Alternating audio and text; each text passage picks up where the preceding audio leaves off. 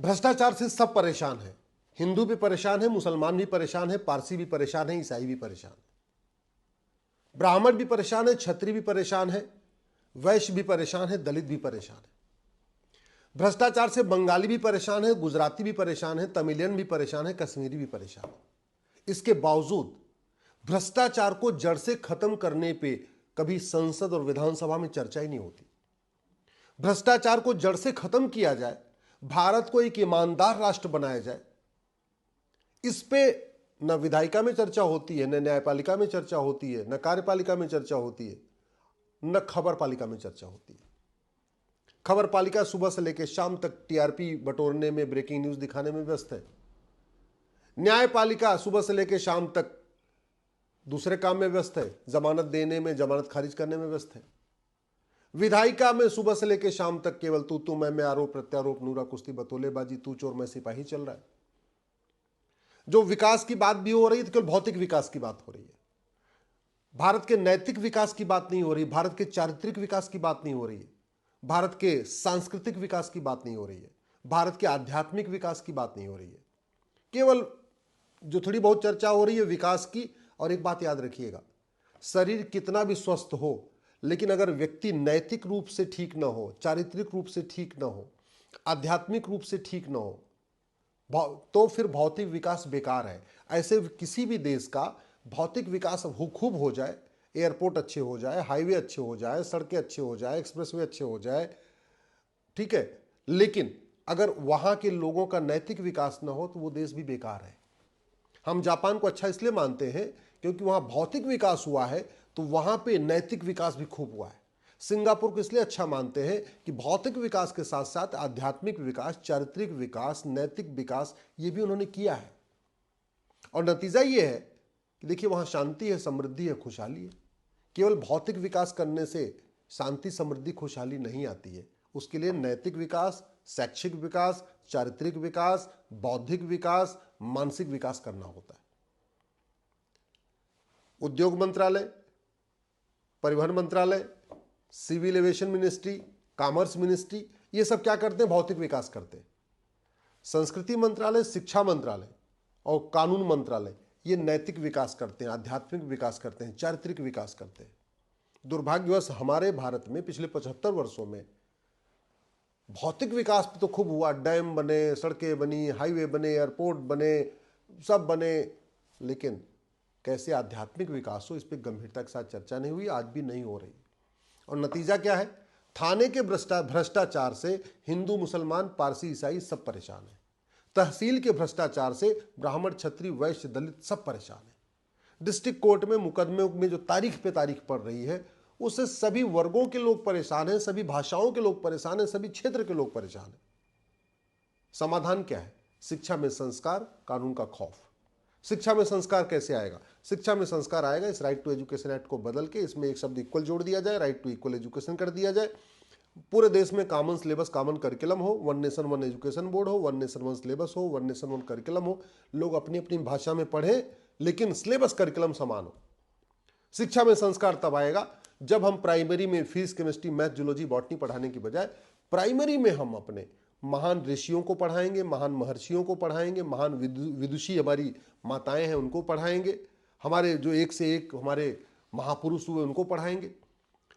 आध्यात्मिक विकास, नैतिक विकास, चारित्रिक विकास तब होगा जब हम अपनी पुरानी संस्कृति के बारे में पढ़ाएंगे, हम वेद की ऋचाएं पढ़ाएंगे प्राइमरी में, हम भगवत गीता के प्रमुख जो हमारे श्लोक हैं उनको पढ़ाएंगे प्राइमरी में, जब रामायण की प्रमुख चौपाइयाँ पढ़ाएंगे हम प्राइमरी में, भगवान राम के जीवन को पढ़ाएंगे, भरत के जीवन को पढ़ाएंगे, लक्ष्मण के जीवन को पढ़ाएंगे, तब चारित्रिक विकास होगा, तब नैतिक विकास होगा, तब आध्यात्मिक विकास होगा, तब मानसिक विकास होगा। सुख समृद्धि केवल भौतिक विकास से नहीं आती है। बिस्तर आप खरीद सकते हैं पैसे से, अच्छी नींद नहीं। अच्छी नींद के लिए नैतिक विकास, चारित्रिक विकास आवश्यक है। भौतिक विकास से कभी नैतिक विकास नहीं होता। जितनी भी समस्याएं हैं, जल जंगल जमीन की समस्या, समाधान शिक्षा में संस्कार हो, कानून का खौफ हो। शिक्षा में संस्कार हो, कानून का खौफ है, रोटी कपड़ा मकान की समस्या खत्म। शिक्षा में संस्कार हो, कानून का खौफ है, गरीबी, भूखमरी, कुपोषण खत्म। शिक्षा में संस्कार हो, कानून का खौफ है, air pollution, water pollution, noise pollution खत्म। शिक्षा में संस्कार हो, कानून का खौफ है, अशिक्षा खत्म, बेरोजगारी खत्म। शिक्षा में संस्कार हो, कानून का खौफ हो, घूसखोरी, कमीशनखोरी, जमाखोरी, मिलावटखोरी खत्म। शिक्षा में संस्कार हो, कानून का खौफ हो, मुनाफाखोरी खत्म, काला बाजारी खत्म, नशा तस्करी खत्म, मानव तस्करी खत्म। शिक्षा में संस्कार हो, कानून का खौफ हो, चोरी, लूट, झपटमारी खत्म। शिक्षा में संस्कार हो, कानून का खौफ हो तो फर्जीवाड़ा खत्म, अवैध निर्माण खत्म। शिक्षा में संस्कार हो, कानून का खौफ हो, लोग सुरक्षित महसूस करेंगे, समावेशी रहेंगे, मिलजुल के रहेंगे, सब नर करें परस्पर प्रीति। तो एक तो शिक्षा व्यवस्था को बदलने के लिए राइट टू एजुकेशन बदलना पड़ेगा, कानून व्यवस्था को बदलने के लिए आपको भारतीय न्याय संहिता को बदलना पड़ेगा। आपको मैंने बताया ना, जो जितनी समस्याएं भारत में उतनी दुबई में नहीं है, जितनी समस्याएं भारत में वो सिंगापुर में नहीं है, जितनी समस्याएं भारत में वो जापान में नहीं है। क्यों? भगवान राम यहाँ जन्म लिए, भगवान कृष्ण यहाँ जन्म लिए, भगवान महावीर यहाँ जन्म लिए, भगवान बुद्ध यहाँ जन्म लिए, गुरु गोविंद साहिब यहीं जन्म लिए, सारे देवी देवता भारत में जन्म लिए, फिर भी इतनी यहाँ जासूसी, गद्दारी, हरामखोरी, मुफ्तखोरी, देशद्रोही, माओवाद, नक्सलवाद, कट्टरवाद, जिहाद, मजहबी उन्माद, धर्मांतरण, घुसपैठ, सब कुछ भारत में। सिंगापुर, जापान में, कोरिया में कोई देवी देवता ने जन्म नहीं लिया, फिर भी देखिए वहां सतयुग चल रहा है। और सारे देवी देवता यहां जन्म लिए, फिर भी यहां कलयुग चल रहा है। कलयुग चलता है जब शिक्षा में संस्कार न हो और कानून का खौफ न हो, और भारत में कलयुग का मूल कारण यही है। बाकी दुनिया के कई देशों में सतयुग चल रहा है। मैं माननीय प्रधानमंत्री से निवेदन कर रहा हूं, इस भारतीय न्याय संहिता में बदलाव करिए। लोग परेशान हैं झूठी शिकायत से, झूठी गवाही से, भ्रष्टाचार से, थाने के भ्रष्टाचार से। थाने में आप किसी को थानेदार को 1 लाख रुपए दे दीजिए, किसी के खिलाफ झूठे FIR लिखवा दीजिए। जब जांच शुरू हो 2 लाख रुपए पकड़ा दीजिए, किसी के खिलाफ झूठी चार्जशीट भी फाइल करवा दीजिए, फिर वो लड़ता रहे। हम झूठ को गंभीर अपराध क्यों नहीं घोषित कर रहे? हम झूठी शिकायत, झूठी जांच, झूठी गवाही, झूठे एफिडेविट, झूठे FIR, इसको हम इसमें नई वाली भारतीय न्याय संहिता में गंभीर अपराध क्यों नहीं घोषित कर रहे?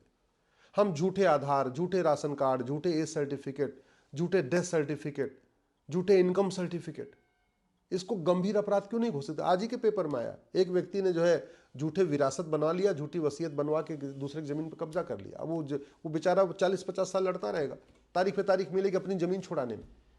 कितने लोग झूठा कागज बनवा के लोगों को मुर्दा, उसको मरा हुआ दिखा देते हैं, सारी उसकी जमीन हड़प लेते।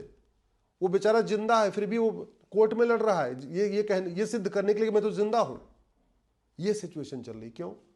क्योंकि हमने न पुलिस चार्टर लागू किया कि भाई पुलिस वालों के लिए अकाउंटेबिलिटी हो जाए कि उनको कौन सा काम कितने दिन में करना है। हमने एडमिनिस्ट्रेटिव चार्टर लागू नहीं किया कि लेखपाल, पटवारी, तहसीलदार, पेशकार के लिए क्या क्या काम है और उनको कितने दिन में काम करना है। तहसील में हालत यह है कि किसान मजदूरों का शोषण हो रहा है, किसान मजदूर रोते हैं। और हो क्या रहा है? जानबूझ के लेखपाल, पटवारी जब खतौनी लिखते हैं तो उसमें राम नारायण की जगह राजनारायण कर देते हैं, जानबूझ के। और राम नारायण को राजनारायण करने में फिर कम से कम 10-20 हजार रुपए लेते हैं।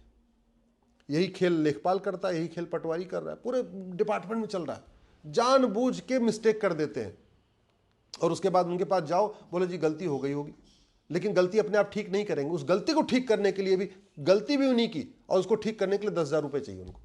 4 बार उनके जाके सामने उनका पैर पकड़िए तब ठीक करेंगे। क्यों? हमने एडमिनिस्ट्रेटिव चार्टर लागू किया ही नहीं। अगर बैंक में आदमी 1 रुपए की गड़बड़ी कर दे, 1 रुपए की उसके काउंटिंग में गड़बड़ हो जाए, तो हम बैंक एम्प्लॉय को सस्पेंड कर देते हैं। हम ऐसे गड़बड़ी करने वालों को लिए जो पूरा खतौनी में गड़बड़ कर देते हैं, हम लेखपाल, पटवारी को सस्पेंड, टर्मिनेट क्यों नहीं कर रहे? हम भारत में एक पुलिस चार्टर लागू क्यों नहीं कर रहे? एक एडमिनिस्ट्रेटिव चार्टर लागू क्यों नहीं कर रहे? एक जुडिशियल चार्टर लागू क्यों नहीं कर रहे? झूठ को गंभीर अपराध क्यों नहीं घोषित कर रहे? झूठी वसीयत बनवाने, झूठा पट्टा करवाने, झूठी विरासत बनवाने को गंभीर अपराध क्यों नहीं घोषित कर रहे? हम अवैध निर्माण को गंभीर अपराध क्यों नहीं घोषित कर रहे?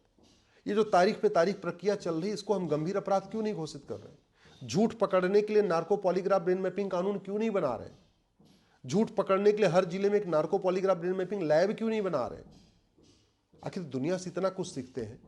हम दुनिया के एयरपोर्ट की नकल करते हैं, हम दुनिया के हाईवे की नकल करते हैं, दुनिया के एक्सप्रेसवे की नकल करते हैं, दुनिया की मिसाइलों की नकल करते हैं, हम बाहर से राफेल तक खरीद लेते हैं, अमेरिका का आईफोन ले लेते हैं, सब कुछ करते हैं दुनिया से देख देख के। अच्छा उनके यहाँ क्या क्या अच्छा, उनके यहाँ क्या अच्छा, उनके यहाँ क्या अच्छा। फिर हम दुनिया के अच्छे कानूनों की नकल क्यों नहीं करते?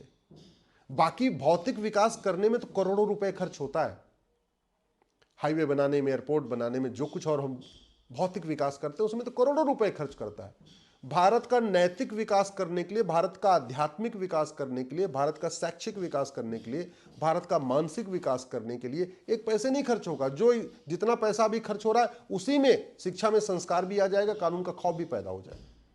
भ्रष्टाचार खत्म कर दे, ये सरकारी हॉस्पिटल जो बदहाल हो रखे हैं चमक जाएंगे। भ्रष्टाचार खत्म कर दे, सरकारी स्कूल जो बदहाल हो रखे हैं चमक जाएंगे। शिक्षा में संस्कार होगा, डॉक्टर अपने आप वहां आके अपनी ड्यूटी करना शुरू कर देगा। डॉक्टर तभी ड्यूटी अच्छी करेगा जब शिक्षा में संस्कार हो और कानून का खौफ हो। सरकारी जो टीचर तभी अच्छी तरीके पढ़ाएगा, शिक्षा में संस्कार हो और कानून का खौफ हो। अगर हमने गड़बड़ी किया, लापरवाही किया तो हम सस्पेंड हो जाएंगे, टर्मिनेट हो जाएंगे। आखिर क्या कारण है कि सरकारी स्कूलों में जहां 1-1 लाख रुपए वेतन मिलता है, लोग वहां अपने बच्चे को नहीं पढ़ाना पसंद करते। जहां प्राइवेट स्कूल में केवल 10,000 रुपए फीस लगती है वहां अपने बच्चे को भेज देते। अल्टीमेटली सबसे जो योग्य टीचर है वो सरकारी नौकरी में जाते हैं और वहां लोग अपने बच्चे को नहीं पढ़ाना चाहते, जबकि वहां फ्री में पढ़ाई हो रही है। जो जिनका सरकारी स्कूलों में सिलेक्शन नहीं होता वो प्राइवेट स्कूल में पढ़ाते हैं और उनको 10,000, 15,000, 20 रुपए मिलता है, फिर भी वहां पे लोग 5,000 रुपए, 2,000 रुपए, 10,000 रुपए फीस देके बच्चे को पढ़ाते हैं। क्यों? ऐसी दुनिया में तो नहीं है। भारत को बदलना है तो भारत में शिक्षा में संस्कार और कानून का खौफ। शिक्षा में संस्कार कानून तब होगा जब समान शिक्षा लागू होगी। कानून का खौफ तब पैदा होगा जब एक one nation one police code होगा, one nation one judicial code होगा, one nation one administrative code होगा, one nation one evidence code होगा। झूठ पकड़ने के लिए नार्को पॉलीग्राफ ब्रेन मैपिंग कानून बनेगा। झूठ गंभीर अपराध घोषित होगा। झूठी शिकायत, झूठी गवाही, ये जितने भी झूठे फर्जी वाड़े ये गंभीर अपराध होंगे। फर्जी डॉक्यूमेंट बनाना गंभीर अपराध होगा। मैं कह रहा हूँ भारत में राम राज्य आ जाएगा, शिक्षा में संस्कार हो, कानून का खौफ हो। लेकिन राम, भगवान राम का नाम लेने से, भगवान राम का दर्शन करने से राम राज्य नहीं आएगा। अयोध्या जाने से राम राज्य नहीं आएगा। राम राज्य आएगा नियम कानूनों को बदलने से। इसलिए मैं माननीय प्रधानमंत्री से निवेदन कर रहा हूं, नियम कानूनों को बदलने पे चर्चा करिए। शिक्षा में संस्कार कैसे आएगा इस पे संसद में सार्वजनिक विकास 1 सप्ताह का विशेष सत्र बुला के चर्चा करिए। और भारत में जस्टिस विद इन ईयर कैसे होगा, 1 साल के अंदर मुकदमों का फैसला कैसे होगा, 1 सप्ताह के लिए इस पे संसद में एक विशेष सत्र बुला के चर्चा करिए।